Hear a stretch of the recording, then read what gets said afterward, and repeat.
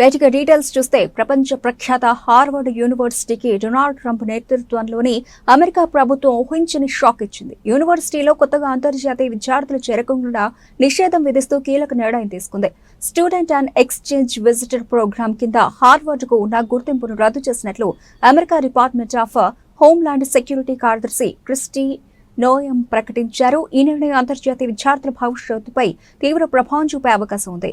Federal చట్టాలను Harvard university పదే ఉల్లంఘిస్తోందని, అందుకే కఠిన చర్యలు తీసుకున్నామని క్రిస్టీ నోయమో ఒక ప్రకటనలో తెలిపారు. దేశంలోని అన్ని విశ్వవిద్యాలయాలు, విద్యాసంస్థలకు ఇది ఒక హెచ్చరికగా భావించాలి. అంతర్జాతీయ విద్యార్థులను చేర్చుకోవడం అనేది ఒక సౌలభ్యం మాత్రమే, హక్కు కాదు.